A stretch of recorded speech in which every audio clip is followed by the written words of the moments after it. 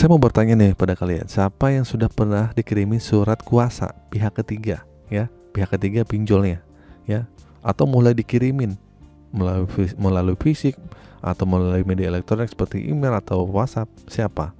Ya, saya cuma bilang jangan panik. Oke, langsung saja nih, saya akan bahas tentang masalah surat kuasa aplikasi pinjaman online. Nah, kenapa sih kalian bingung, kalian panik?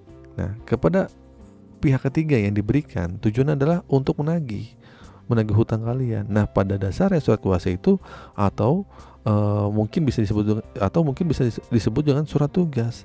Tapi sekarang sudah mulai bermunculan dengan nama surat kuasa. Nah, seharusnya adalah surat tugas, bukan surat kuasa. Yang namanya sebuah organisasi untuk surat kuasa sebenarnya itu agak aneh. Kalau misalnya surat kuasa ini biasanya diberikan oleh perseorangan deh.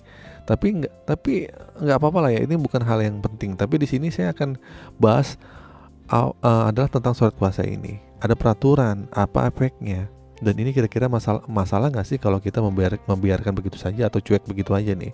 Nah, saya akan bahas di video ini. Jadi yang namanya surat kuasa adalah surat yang ditunjukkan secara resmi untuk mengalihkan atau memberikan kuasa kepada seorang ke orang tersebut untuk mempunyai wewenang untuk melakukan tindakan seperti kuasa yang disebutkan dalam surat tersebut. Biasanya kalau aplikasi pinjaman online itu surat kuasanya adalah untuk menagih. Pokoknya orang itu diberikan wewenang untuk menagih ke kita.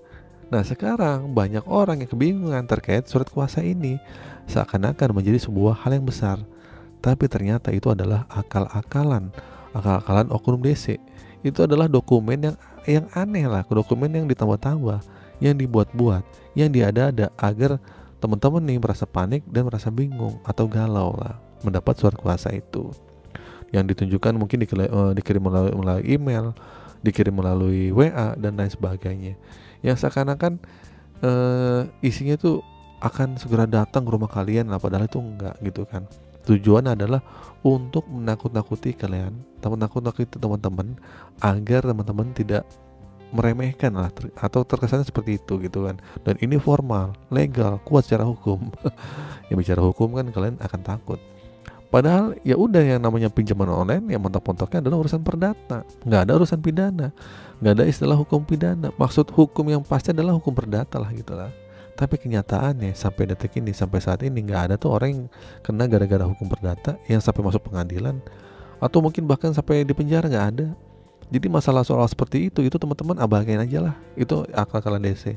Nah, jadi teman-teman tuh nggak perlu takut. Kalaupun dikirim melalui surat resmi bentuk fisik gitu kan, kayak di foto melalui WA atau melalui email, nggak perlu khawatir ya.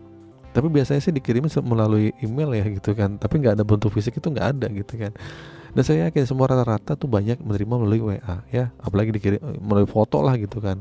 Dan itu secara legalitas itu pun nggak memenuhi syarat lah kalau secara legalitas. Yang tujuan adalah intinya membuat kalian itu kepikiran, membuat kalian itu nggak tenang. Itu adalah tujuan mereka. DC pinjol itu sengaja buat kalian jadi takut. Saya yakin ya DC itu tahu kok kalau kalian tuh saat ini emang nggak ada uang, nggak bisa membayar. Tapi mau dikata apa, itulah tugas mereka. Terkadang kita mau mencaci, menghina, mencela mereka itu juga kadang serba salah gitu kan. Mereka juga sebenarnya ya itu bekerja lah, tugas mereka.